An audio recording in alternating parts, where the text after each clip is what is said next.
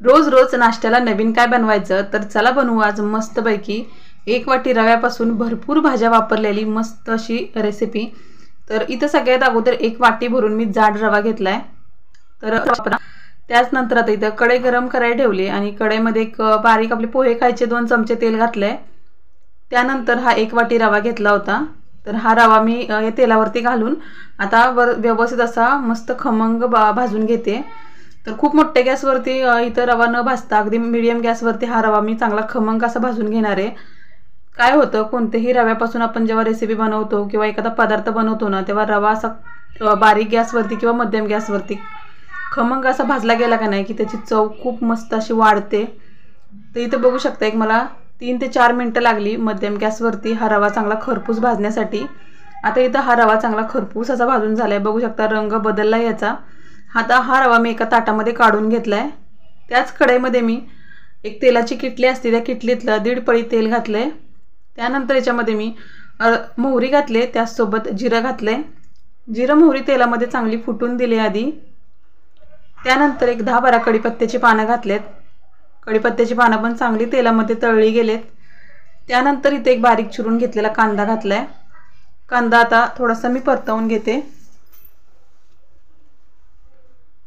इथे बघू शकता कांदा अगदी हलकासा परतवून झालाय। आता याच्यामध्ये मी बारीक चिरून घेतलेल्या 2 हिरव्या मिरच्या घालते। मिरच्या सुद्धा तेलावरती परतवून घेते। आता याच्यानंतर आपण याच्यामध्ये भाज्या घालूयात। जी भाज्या मुलं खात नाहीत त्या भाज्या तुम्ही इथे वापरू शकता। मी इथे बारीक चिरून घेतलेले एक टोमॅटो घेतलाय, त्यासोबत एक बटाटा बारीक चिरून घेतलाय, साल काढले त्याची। एक शिमला मिरची घेतली बारीक चिरून। त्यानंतर इथं एक बारीक गाजर घेतलंय, बारीक असे तुकडे करून चिरून घेतले।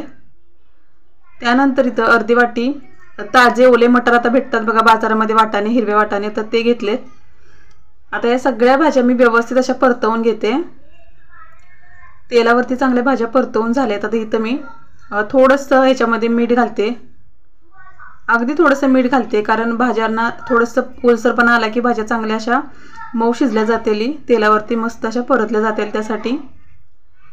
परत एकदा मी ह्या भाज्या चांगल्या मिक्स करून घेतलेत। आता ह्याच्यावरती झाकण घालणार आहे आणि बारीक गॅसवरती एक 5 मिनिटं या भाज्या चांगल्या वाफलून घेणार आहे। सगळ्या भाज्या ताज्या आणि ओल्या भाज्या आहेत, त्याच्यामुळे खूप वेळ असा लागत नाही ह्याला शिजायला।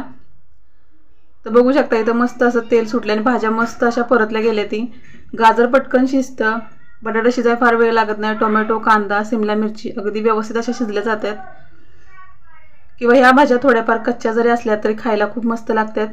बटाटा शिजलाय, गाजर पण शिजलाय आणि बारीक चिरल्यामुळे अगदी लगेचच शिजल्यात। आता हे सगळं मी व्यवस्थित परत मिक्स करून घेतलंय। आता याच्यामध्ये मी हळद घालून घेते।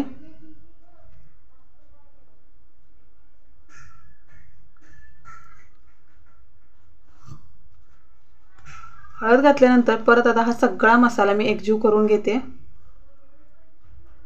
मस्त असा मसाला तयार झालाय। आता इथं पाणी घालून घ्यायचंय। तर इथं मी 1 वाटी जाड रवा घेतला होता, त्यासाठी मी इथं 4 वाटे पाणी घातलंय। तर ह्या ग्लासने पाणी घातलंय, 2 ग्लास पाणी घातलंय, म्हणजे या ग्लासमध्ये 2 वाटे पाणी बसतं। तर आता इथे मी चवीनुसार मीठ घालते। भाजी शिजायला थोडंसंच मीठ घातलं होतं, त्यामुळे आता मी इथं चवीनुसार मीठ घालते। 1 चमचा भरून साखर घातली आणि भरपूर अशी ह्याच्यामध्ये हिरवीगार अशी कोथिंबीर घातली। आता इथं थोडंसं 1 चमचा तुम्ही तेल किंवा तूप वापरू शकता। तर हे सगळं व्यवस्थित मिक्स केले आणि चांगली दणदणून उकळी काढायची ह्याला। तर इथे बघू शकता मस्त अशी उकळी आली। उकळी आल्यानंतर परत एकदा मी सगळं व्यवस्थित मिक्स करून घेतलंय। आता इथं रवा भाजून ठेवला होता ना, हा रवा याच्यामध्ये व्यवस्थित असा घालून घ्यायचा या पद्धतीने, म्हणजे गाठी होणार नाहीत।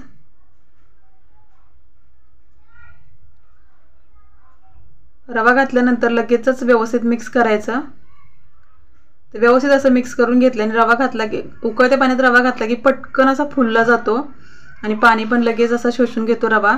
आता इथं बघा मी व्यवस्थित मिक्स केलंय। आता झाकण घालते आणि 5 मिनिटं बारीक गॅसवरती हा रवा चांगला वाफलून देते।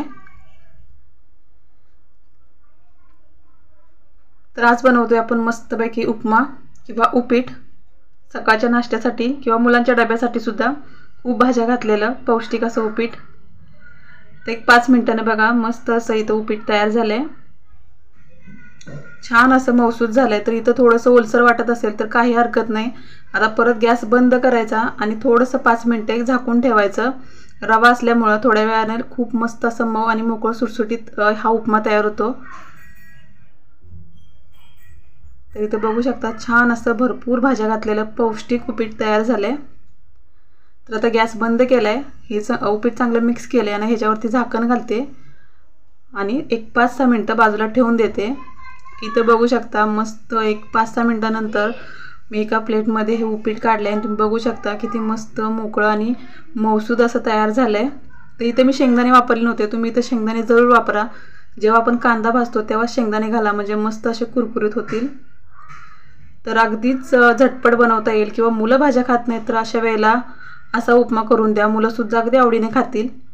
तर चला मंडळी, तुम्हाला रेसिपी कशी वाटली, आवडली असेल तर प्लीज रेसिपीला लाईक करा. तुम्ही लाईक करत नाही, कमेंट करून जरूर सांगा तुम्हाला रेसिपी कशी वाटली. आणि चॅनलवरती नवीन असाल तर सबस्क्राईब पण जरूर करा. तर चला भेटू अशा छानशा साध्या सोप्या रेसिपीसोबत परत एकदा नवीन व्हिडिओमध्ये. तोपर्यंत सगळ्यांचे माझा रेसिपी व्हिडिओ बघितल्याबद्दल सर्वांचे खूप मनापासून धन्यवाद.